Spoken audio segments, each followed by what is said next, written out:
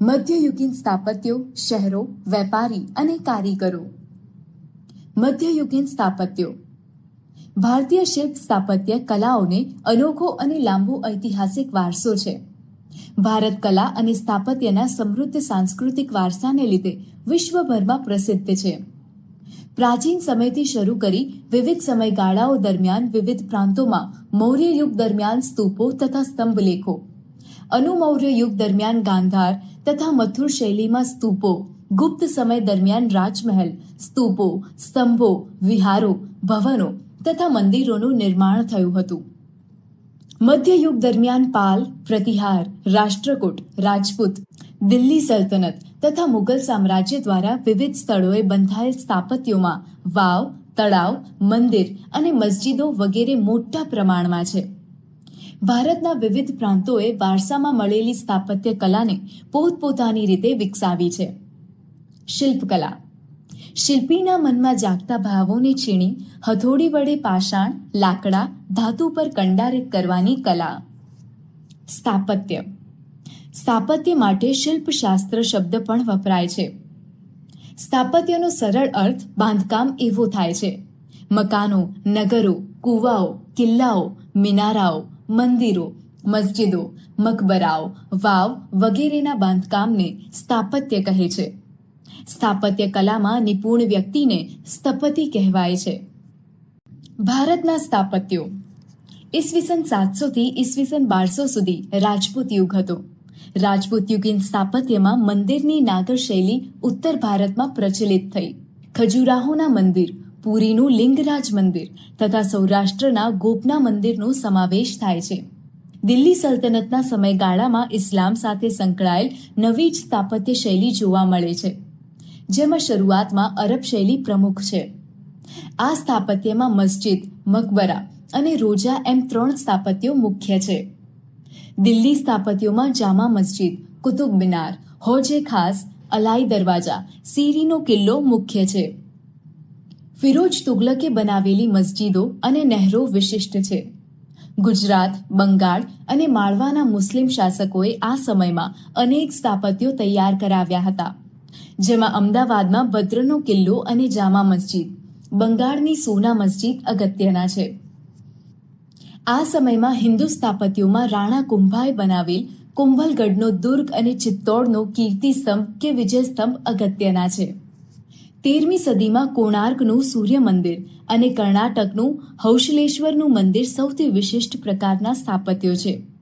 ઓડિશા રાજ્યના પુરી જિલ્લામાં બંગાળના અખાત પાસે કોણાર્ક સૂર્ય મંદિર આવેલું છે. આ મંદિરનું નિર્માણ 13મી સદીમાં ગંગવંશના રાજા નરસિંહવર્મન પ્રથમના સમયમાં થયું હતું. આ રથ મંદિર 7 અશ્વો વડે ખેંચાતા સૂર્યના રથ જેવું નિર્માણ થયેલ છે. એને 12 વિશાળ પૈડા છે. આ મંદિરનું નિર્માણ કાળા પથ્થરોમાંથી થયું હોવાથી કાળા પેગોડા તરીકે પણ ઓળખવામાં આવે છે. ઉત્તર ભારતમાં મંદિરોની લાક્ષણિકતા એના ગોળ શિખરો અને સ્તંભ વિનાના ખંડો છે. દક્ષિણ ભારતમાં શંકુ આકારના અણીદાર શિખરોવાળા મંદિરો બંધાયા. દક્ષિણ ભારતમાં ગોપુરમ મંદિરોની વિશેષતા છે. મંદિરોમાં ગર્ભગૃહ, અંતરાલ, મંડપ, શૃંગાર ચોકી કે મુખ મંડપ હોય છે. મંદિરને પ્રદક્ષિણા પથ હોય છે. આ સમયગાળામાં કેટલાક મહત્વપૂર્ણ મંદિરોમાં પલ્લવકાલીન રથ મંદિરો અને તાંજોરના રાજરાજેશ્વર મંદિરનો સમાવેશ થાય છે.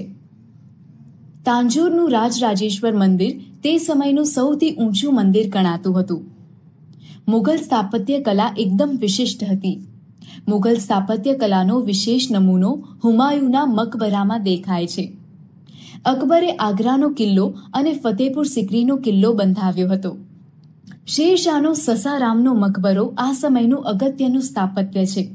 મુઘલોએ બાગ બગીચાની એક આખી પરંપરા શરૂ કરી હતી, જેમાં કાશ્મીરનો નિષાદ બાગ, લાહોરનો શાલીમાર બાગ અને આગ્રાના આરામ બાગનો સમાવેશ થાય છે. મુગલ સ્થાપત્ય કલાનું સર્વોચ્ચ શિખર શાહજહાંએ બંધાવેલ આગ્રાના તાજમહેલમાં જોવા મળે છે. વિશ્વની 7 અજાયબીઓમાં સ્થાન ધરાવતા ઉત્તર પ્રદેશના આગ્રામાં યમુના નદી કિનારે આવેલ તાજમહેલનું નિર્માણ મુગલ બાદશાહ શાહજહાંએ પોતાની બેગમ મુમતાજ મહેલની યાદમાં કરાવ્યું હતું. તાજમહેલ ભારતના સ્થાપત્ય કલાના વારસાને ગૌરવાન્વિત કરે છે અને દેશ વિદેશના પ્રવાસીઓ માટે આકર્ષણનું કેન્દ્ર બની રહ્યો છે. આ ઉપરાંત દિલ્હી સ્થિત લાલ કિલ્લાનું નિર્માણ શાહજહાંએ કરાવ્યું હતું. લાલ પથ્થરોથી તૈયાર થયેલ આ કિલ્લામાં દીવાને આમ, દીવાને ખાસ, રંગમહેલ જેવી મનોહર ઇમારતો બંધાવી હતી. તેની સજાવટમાં સોનું, ચાંદી, કિંમતી પથ્થરોનો અદ્ભુત સમન્વય થયો છે. આ જ કિલ્લામાં શાહજહાંએ કલાત્મક મયુરાસન બનાવડાવ્યું હતું. દર વર્ષે 15મી ઓગસ્ટ તથા 26મી જાન્યુઆરીએ આ લાલ કિલ્લા પર ધ્વજવંદન કરવામાં આવે છે. આ સમયે શીખ સંપ્રદાયના શ્રેષ્ઠતમ સ્થાપત્ય સુવર્ણ મંદિરનું નિર્માણ અમૃતસરમાં કરવામાં આવ્યું. ગુજરાતના સ્થાપત્યો. ગુજરાતના સોલંકી શાસનકાળ અને સલ્તનત યુગ દરમિયાન અત્યંત ઉચ્ચ કોટીનું સ્થાપત્ય નિર્માણ પામ્યું હતું. સોલંકી કાલીન સ્થાપત્યોમાં 11મી સદીમાં ભીમદેવ દ્વારા સોમનાથના મંદિરના જીર્ણોદ્ધાર અને મોઢેરાના સૂર્ય મંદિરનો સમાવેશ થાય છે. ગીર સોમનાથ જિલ્લાના વેરાવળ પાસે આવેલા પ્રભાસ પાટણમાં સોમનાથ મંદિર આવેલું છે. સોમનાથ શૈવ પંથનું એક અત્યંત પુરાતન, સમૃદ્ધ અને મહત્વનું કેન્દ્ર હતું. આજે પુરાણા મંદિરનું માત્ર સ્થાન જોવા મળે છે. છેલ્લે 1951માં આ નવા મંદિરનું નિર્માણ થયું છે. સોમનાથ એ ભારતમાં અત્યંત પવિત્ર એવા 12 જ્યોતિર્લિંગોમાંનું એક છે. જૂનાગઢ શહેરમાં ઉપરકોટનો કિલ્લો છે. ઉપરકોટનું મૂળ નામ ગિરિદુર્ગ હતું. રાજખેંગારે તેમાં અડીકડી વાવ અને નવગણ કૂવો બંધાવી પાણીની સુવિધા પૂરી પાડી હતી. એક યુક્તિ છે કે અડીકડી વાવ અને નવગણ કૂવો જેણે ન જોયો તે જીવતો મૂવો. ગુજરાતના મહેસાણા જિલ્લામાં મોઢેરા ખાતે આવેલ સૂર્ય મંદિર સોલંકી યુગના રાજવી ભીમદેવ પ્રથમના શાસનકાળમાં બંધાયેલ હતું. આ મંદિરનું પૂર્વ દિશામાં આવેલ પ્રવેશદ્વાર એવી રીતે રચાયેલ હતું કે સૂર્યનું પ્રથમ કિરણ મંદિરની છેક અંદર ગર્ભગૃહ સુધી રેલાઈને સૂર્ય પ્રતિમાના મુકુટની મધ્યમાં રહેલા મણિ પર પડતા સમગ્ર મંદિર પ્રકાશથી ઝળહળી ઉઠતું. પરિણામે સમગ્ર વાતાવરણમાં જાણે કે દિવ્યતા પ્રગટતી હતી. આ મંદિરમાં સૂર્યની 12 વિવિધ મૂર્તિઓ અંકિત થયેલી આજે પણ જોઈ શકાય છે. મંદિરની બહારના જળકુંડની ચારે બાજુ નાના નાના 108 જેટલા મંદિરો આવેલા છે, જે ઉષા અને સંધ્યાકાળે પ્રગટતી દીપમાળાને લીધે એક નયનરમ્ય દ્રશ્ય ઊભું કરે છે. ભીમદેવ પહેલાના રાણી ઉદયમતી દ્વારા સ્થાપિત રાણીની વાવ વિશ્વ પ્રસિદ્ધ વાવનો નમૂનો છે. શિલ્પ સ્થાપત્યના અજોડ નમૂના સમાન તથા અજાયબી સમાન 7 માળની રાણીની વાવ આજે પણ ગુજરાતના પ્રાચીન પાટનગર પાટણમાં છે. રાજા ભીમદેવની રાણી ઉદયમતીએ ભીમદેવના મૃત્યુ પછી તેનું બાંધકામ કરાવેલ હતું. યુનેસ્કોએ આ વાવને વર્લ્ડ હેરિટેજ સાઇટનો દરજ્જો આપ્યો છે. સિદ્ધરાજ જયસિંહ દ્વારા સ્થાપિત સિદ્ધપુરનો રુદ્ર મહાલય ગુજરાતનું વિશિષ્ટ સ્થાપત્ય ગણાય છે. પોતે શૈવપંથી હોવાથી સિદ્ધરાજે પોતાના આ મહેલનું નામ રુદ્ર સાથે સાંકળ્યું હતું. કેટલાક ઇતિહાસકારોના મતે તે 7 માળનો ઝરૂખો સાથે સંકળાયેલો મહેલ હોવો જોઈએ. જો કે અત્યારે 1 માળનો રુદ્ર મહાલય હયાત છે. તેમાં સ્તંભો અને તોરણોના સ્થાપત્યનો સમાવેશ થાય છે. સિદ્ધરાજના માતા મીનળ દેવીના કહેવાથી ધોળકામાં મલાવ તળાવ અને વિરમગામમાં મુનસર તળાવ બાંધવામાં આવ્યા હતા. સિદ્ધરાજ જયસિંહના શાસન દરમિયાન પાટણમાં સહસ્ત્રલિંગ તળાવ બાંધવામાં આવ્યું હતું.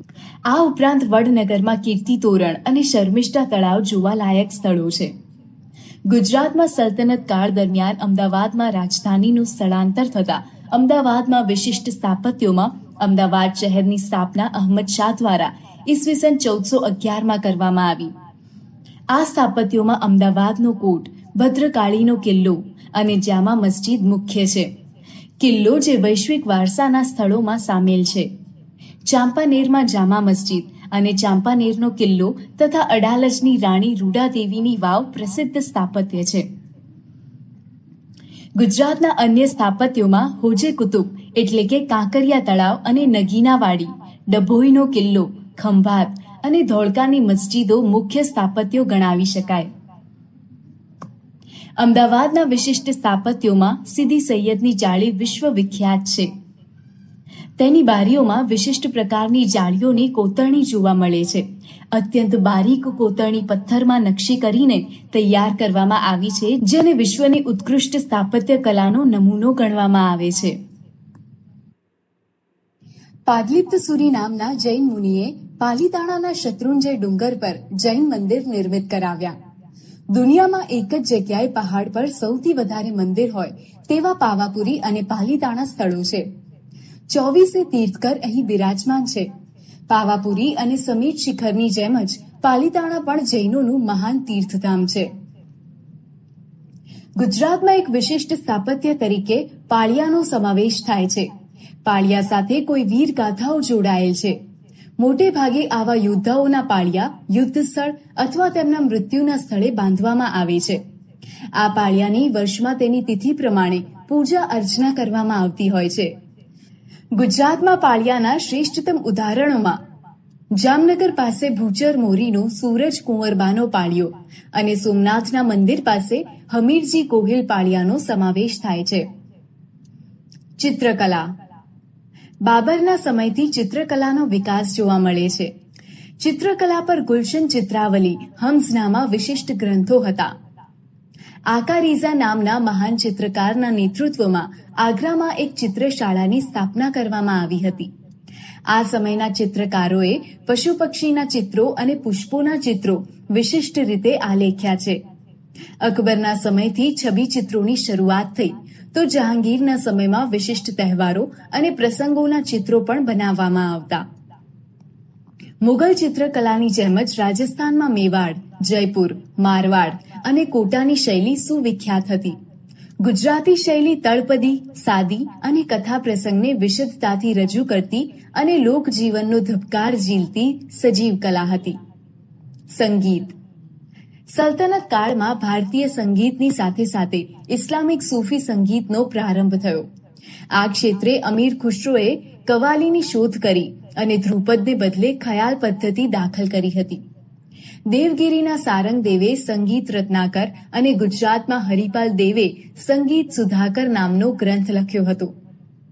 અકબરના સમયના તાનસેન શાસ્ત્રીય ગાન સાથે સંકળાયેલ સૌથી મહાન કલાકાર હતા. સાહિત્ય. મધ્યયુગમાં ઘણા બધા સાહિત્યકારોએ જુદા જુદા વિષયોમાં ખેડાણ કરીને નોંધપાત્ર ગ્રંથોનું સર્જન કર્યું છે. કેટલાક ગ્રંથોની માહિતી નીચે મુજબ છે. સિદ્ધ હેમ શબ્દાનુશાસન ગ્રંથના રચિતા હેમચંદ્રાચાર્ય. ગીત ગોવિંદમ ગ્રંથના રચિતા જયદેવ. હિતોપદેશ ગ્રંથના રચિતા નારાયણ. સિદ્ધાંત શિરોમણી અને લીલાવતી ગ્રંથના રચિતા ભાસ્કરાચાર્ય. પૃથ્વીરાજ રાસો ગ્રંથના રચિતા ચદંબરદાઈ. તુગલકનામા અને તારીકે દિલ્હી ગ્રંથના રચિતા અમીર ખુશરો. કિતાબુલ હિન્દ રહેલા ગ્રંથના રચિતા ઇબ્ન બતુતા. કાનડદે પ્રબંધ ગ્રંથના રચિતા પદ્મનાભ. પદ્માવત ગ્રંથના રચિતા મોહમ્મદ જાયસી. લોકનૃત્યો અને હસ્તકલા. ગુજરાત તેની લોક સંસ્કૃતિ, લોકનૃત્યો તથા ભરત ગૂંથણ જેવી હસ્તકલા કારીગીરી માટે સમગ્ર વિશ્વમાં વિખ્યાત થયું છે, જેમાં ભવાઈ નાટક જેવા પ્રકારનો પણ સમાવેશ થાય છે. ભવાઈ લેખન અને ભજવવાનું શ્રેય અસાઇથ ઠાકરને ફાળે જાય છે. ઝાલાવાડ વિસ્તારમાં પશુપાલકો એક વિશિષ્ટ પ્રકારનો રાસ રમે, જેને હુડો કહેવામાં આવે છે. તરણેતરના મેળામાં હુડો રાસને જોવા દેશ વિદેશના લોકો ગુજરાત આવે છે. ગુજરાતમાં નવરાત્રી ગરબા ઉત્સવ મહત્વના છે. ગરબી પરથી ઉતરી આવેલ ગરબો શક્તિની આરાધના અને સ્તુતિ સાથે સંકળાયેલો છે. દયારામના સમયથી ગરબીનો ખૂબ વિકાસ થયો. સ્ત્રીઓ અને પુરુષો બંને નવરાત્રીમાં ગરબા, ગરબી અને રાસ દ્વારા આ ઉત્સવ ઉજવે છે. ગુજરાતના પહેરવેશમાં પણ અનેકવિધ વિશેષતાઓ જોવા મળે છે, જેમાં કચ્છનું ભરતકામ, મોતીકામ, પાટણના પટોળા, જામનગર અને જેતપુરની બાંધણી વિશ્વ વિખ્યાત થયા છે. કચ્છના બન્ની અને ખદીર વિસ્તારમાં કચ્છી સ્ત્રીઓ દ્વારા તૈયાર થયેલ ભરત ગૂંથણની વિશ્વભરમાં માંગ રહી છે. એ જ રીતે પાટણમાં છેક 11મી-12મી સદીથી વિશિષ્ટ વણાટકામ સાથે સંકળાયેલ પટોળા પણ વિશ્વ વિખ્યાત થયા છે. શહેરીકરણ. આ સમય શહેરોના પુનઃ ઉત્થાન અને વિકાસનો હતો. ગુપ્તકાળના શહેરોની જગ્યાએ નવીન શહેરોનો ઉદય થયો. રાજપૂત યુગની રાજધાનીઓ મોટે ભાગે શહેરોમાં પલટાતી ગઈ. ગુજરાતમાં અણહિલવાડ, પાટણ, ચાંપાનેર, અમદાવાદ, સુરત, ખંભાતનો સવિશેષ વિકાસ થયો. શહેરીકરણનું ચરમબિંદુ આપણને દિલ્હીમાં જોવા મળે છે. રાજપૂત કાળથી મુગલ કાળ સુધી વિકસતું ગયું. જહાંગીર અને શાહજહાંના સમય દરમિયાન દિલ્હી રાજધાની અને વેપાર વાણિજ્યનું મોટું મથક હતું. શાહજહાંએ લાલ કિલ્લાની રચના કરી તેને વિશાળ બનાવ્યું હતું. આ સમયના લાહોર, જૌનપુર અને ઢાકા વેપારી માર્ગ પર આવતા હોવાથી તેનો શહેરો તરીકે વિકાસ થયો હતો. શીખ ધર્મને કારણે અમૃતસર પણ અગત્યનું શહેરી કેન્દ્ર હતું. દક્ષિણ ભારતમાં દેવગિરી ઉત્તર અને દક્ષિણને જોડતું સમૃદ્ધ શહેરી કેન્દ્ર હતું. મરાઠા સામ્રાજ્યમાં પુણે, સતારા, ગ્વાલિયર અને વડોદરા જેવા શહેરોનો વિકાસ થયો હતો.